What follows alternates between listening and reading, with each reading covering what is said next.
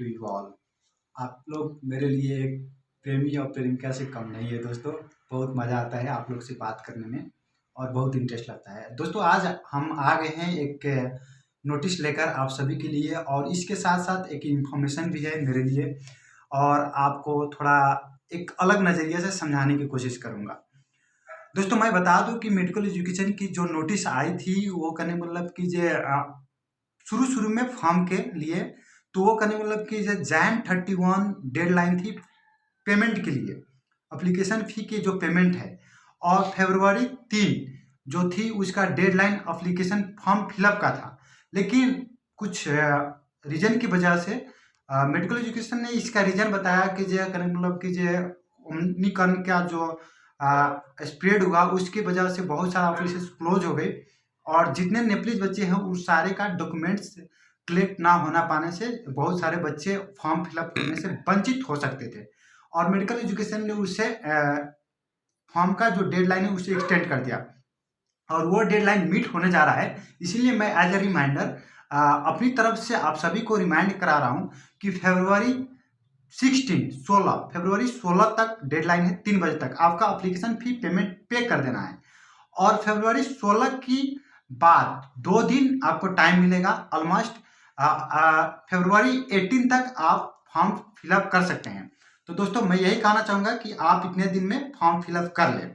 और रही बात करने का मतलब कि बहुत सारे इंडियन स्टूडेंट्स का क्यूरी होते हैं कि जो कितना फ़ी है, कितना सीट है। तो देखिए सीट पर तो मेडिकल एजुकेशन ने क्लियरली बोल चुका है। आप नहीं देखे होंगे तो मेरे पिछले वाले वीडियो एमबीबीएस इन नेपाल प्लेलिस्ट में से चेकआउट कर सकते हैं। लेकिन फ़ी पर जो भी हम लोग फ़ी आपको बताते हैं $25,000 वो मेडिकल एजुकेशन की लास्ट ईयर की फ़ी है। और ये भी पूछते हैं जो बीपी कोराला में इंस्टीट्यूट ऑफ हेल्थ साइंस में सीटें जो फॉरेन के लिए स्कॉलरशिप था फुली पार्शियली, इस तरह से वो सीटें सब है कि नहीं। तो देखिए इसका जो आंसर है 2019 तक BP कोराला institute of health science IOM में ये था। लेकिन जब से 2020 में मेडिकल एजुकेशन एमएससी आया है ये इस तरह का सीट नहीं है। क्यों नहीं है, मैं क्यों क्यों बोल सकता हूँ क्यों नहीं है, क्योंकि इस पर कोई भी ऑफिशियल नोटिस नहीं है कि बीपी कोराला इंस्टीट्यूट में इतना हेवली पार्शियली सब्सिडाइज सीट है। एक रीजन ये हुई।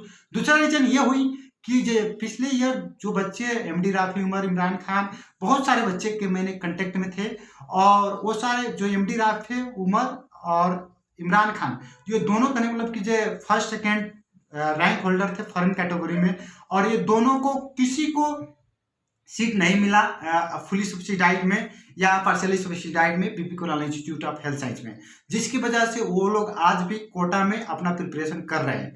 तो आप यहाँ से क्लियर हो जाता है।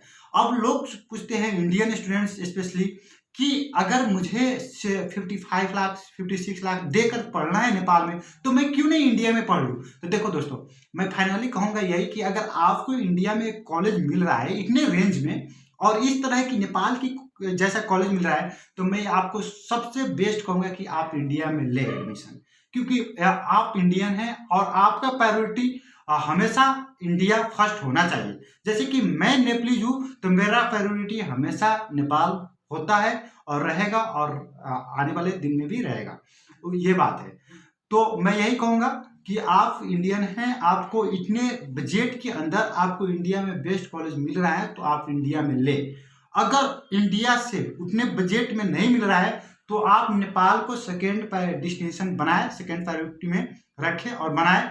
आपके लिए हमेशा एक गुड डिसीजन होगा कि आप नेपाल को चूज कर रहे हैं, क्योंकि बहुत सारा रीजन है कि आपका लैंग्वेज का बैरियर नहीं होगा, क्योंकि यहाँ के हर एक नेप्लीज ऑलमोस्ट 90% नेप्लीज जो है वो बॉलीवुड फिल्म और तमिलनाडु का जो डब्ड होता है वो सब फिल्म देखते हैं। यहाँ पर बहुत सारे आप किसी भी नेप्लीज से हिंदी में बात करोगे तो ऑलमोस्ट वो समझ जाएगा। 90% लोग आपको हिंदी समझ जाएगा। वो रिप्लाई नहीं कर पाएंगे लेकिन वो समझ जाएगा, आपका जो भी जरूरत है वो पूरा हो जाएगा। उसके बाद सिलेबस वगैरह की बात किया जाए सेम 90% जितना सेम ही है। बुक तो वहीं पर का इंडिया ही का पढ़ाई होता है, इंडियन का ऑथर का बुक पढ़ाई होते हैं, तो वो भी चीज़ आपको कोई प्रॉब्लम नहीं रहे। तो सो गाइस फाइनली मैं यही कहते जाऊँगा कि फरवरी 16 पेमेंट का डेडलाइन और फरवरी 18 फॉर्म के फिलअप की डेडलाइन, और बाकी सारे बातें हम लोग बाद में भी करेंगे। जाते जाते मैं ये कहना चाहूँगा आप सभी को कि कोई भी प्रॉब्लम हो तो आप नीचे दी गई डिस्क्रिप्शन में व्हाट्सअप नंबर है और ईमेल एड्रेस पे उस पर ईमेल या व्हाट्सअप कर इंक्वायरी आउट कर सकते हैं मुझसे पर्सनली। मैं आपसे क्या दो, bye bye, take care, have a good day.